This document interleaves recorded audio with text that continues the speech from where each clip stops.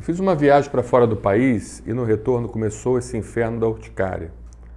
A médica disse que como já passou 2 meses é crônica e que qualquer infecção já deveria ter passado.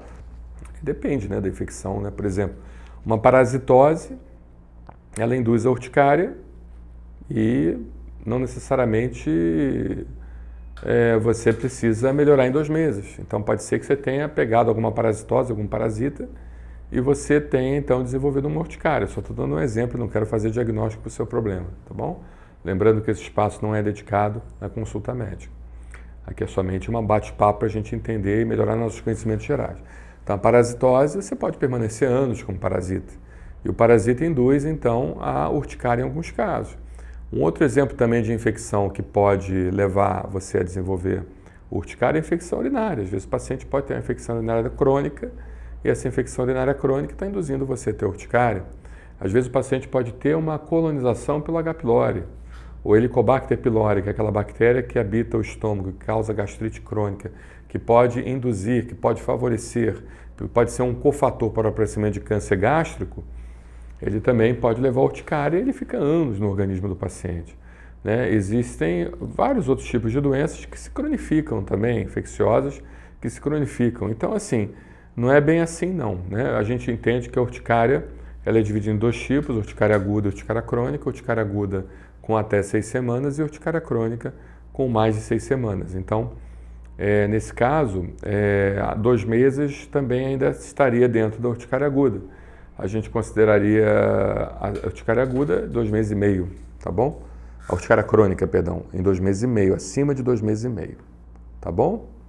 Obrigado aí pela sua pergunta. Tem uma pergunta aqui, a alergia ou intolerância ao amendoim faz com que dê laringite na pessoa? Olha, o que acontece? O amendoim, ele pode induzir uma reação alérgica mediada pelo anticorpo IgE, e um dos sintomas que podem acontecer é o acometimento das vias aéreas, mas os sintomas são mais sistêmicos, não existem assim, sintomas localizados, entende? Você poderia ter o acometimento da pele com urticária, você poderia ter o acometimento das vias aéreas com tosse e falta de ar, com broncoespasmo, você pode ter acometimento do trato intestinal, do trato gastrointestinal, com náusea, vômitos e diarreia. Então, assim, não é uma coisa tão localizada, costuma ser mais sistêmica, as alergias alimentares mesmo, as IgE mediadas, mas como o primeiro sinal e sintoma pode dar? Pode, mas com o tempo isso costuma evoluir, entende? E acaba acometendo mais partes do corpo, mais órgãos do corpo, tá bom? Tem um paciente aqui que desenvolveu alergia ao beta-30, ele disse que tomou injeção para fascite plantar, tive alergia, fiquei a roçar e tudo empolada, coçando, com falta de ar em meus pés. Não é comum ter alergia ao beta-30, tá? Não é comum. O beta-30, inclusive, é utilizado para tratamento de alergia e não para o paciente desenvolver um processo alérgico ao remédio, mas é uma possibilidade. Por exemplo, você tem um remédio para alergia chamado Phenergan, que ele tem uma ação de fotossensibilidade, né? A prometazina, o Phenergan, ele tem uma ação de fotossensibilidade. O paciente toma, entra em contato com o sol e a prometazina ela é transformada em outros metabólitos e causa uma reação de fotossensibilidade. O beta-30 eu nunca vi, mas é porque eu nunca vi que não existe, né? Então é importante, é interessante você comentar isso com a gente. Muito bom. O problema é tratar, né? Como é que você vai tratar um paciente que desenvolveu alergia a um composto que tem um corticosteroide? Eu sei que é um corticosteroide em cristais, é o dipropionato de betametasona. Isso é um remédio para alergia, né? Olha que coisa, né? É difícil, tem que realmente ir para uma unidade de emergência e fazer um tratamento até mais de próximo, até internado, porque não é brincadeira isso não. Tem um paciente que comenta a respeito de gotejamento parnasal, né? E hidreia, anafilaxia, dengue. É um vídeo nosso que fala sobre gotejamento parnasal, doença respiratória exacerbada por anti-inflamatórios, anafilaxia, dengue e candidíase. Eu estou tendo esse problema, tenho asma, DPOC e bronquiectasia e rinite, desvio de septo.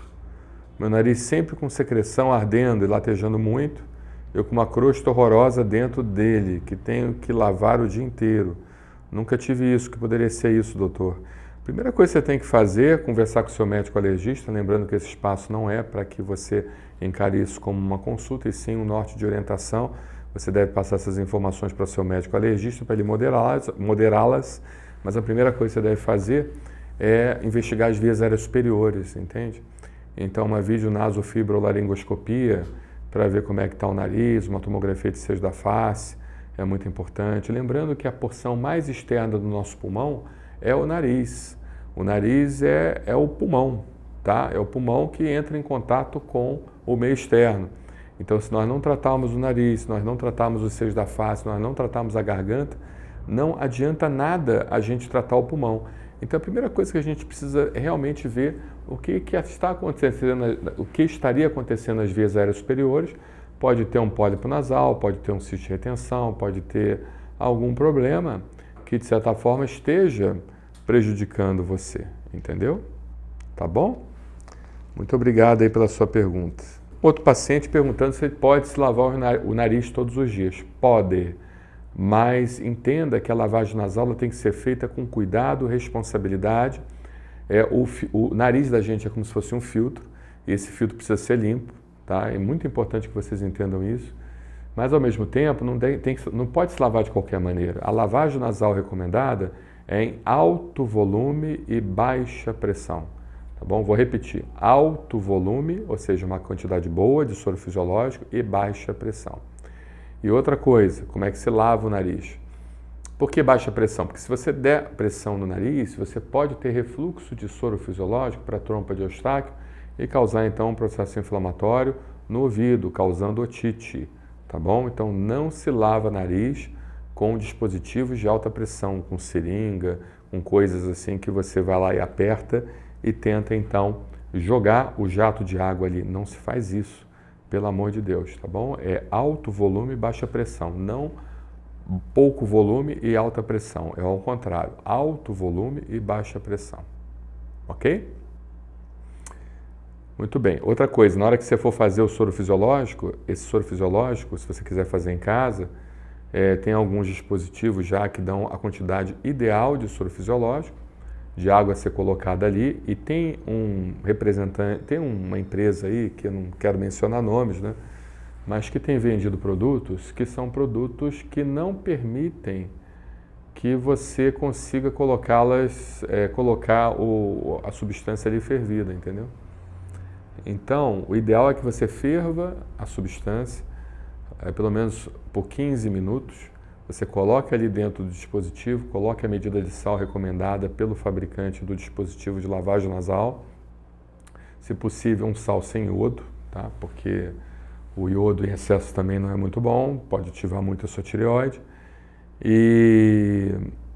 Só que tem uma empresa aí que o que acontece? Ele manda pegar água filtrada. Eu acho um perigo muito grande. Tem vários casos de pacientes com infecções oportunistas em vias aéreas por causa de lavagem nasal com água suja. E vocês acreditam na filtragem aqui do nosso Brasil, no tratamento de água aqui no Rio de Janeiro? A gente tem o sistema Guandu, que é um sistema extremamente poluído, foi criado por Carlos Lacerda, naquela época era muito bom. Carlos Lacerda, o governador da Guanabara, que criou esse sistema de purificação da água, né? Mas hoje, Nossa Senhora, hoje é Deus nos acuda. Você acha que uma água do sistema Guandu, aqui no Rio de Janeiro, filtrada, vai ser suficiente para matar vírus, bactérias? Tem muita coisa que a gente pega pela água, inclusive até a própria poliomielite.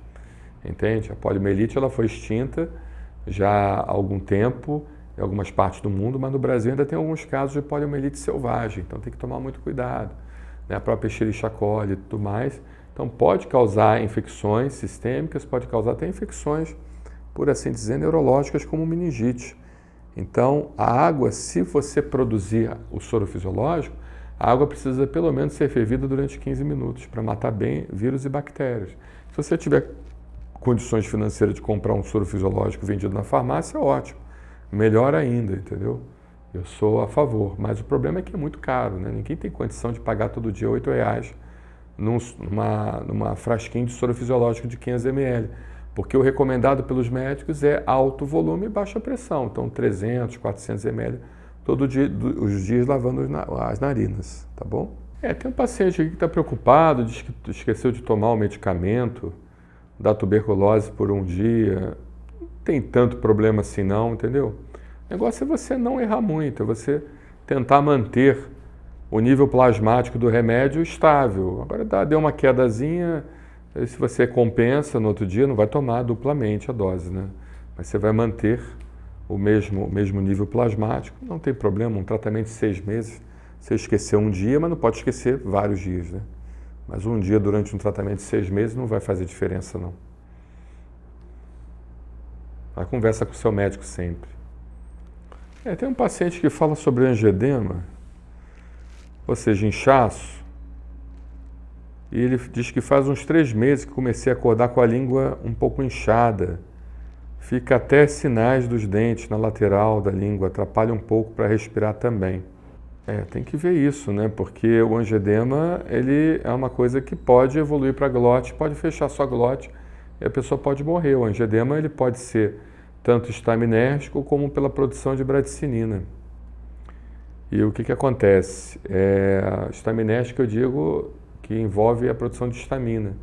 Quando é angedema por histamina, você tem vários casos que podem levar a angedema, né? Desde problemas alérgicos, infecciosos, reumáticos também podem levar em alguns casos. O reumático pode levar os dois, né? Tanto a produção de histamina quanto de bradicinina. Porque a doença reumática pode produzir autoanticorpos que vão se ligar nos receptores de alta afinidade dos mastócitos e vão fazer a liberação de histamina. Mas, ao mesmo tempo, a doença reumática pode consumir o sistema complemento, dentre eles o inibidor de esterase, e levar então no sistema calicreina-bradicinina, levar à produção de bradicinina. Entende? Então, o reumático pode levar os dois. Tem que fazer uma investigação boa, tá bom? A gente tem que entender o que está acontecendo com você.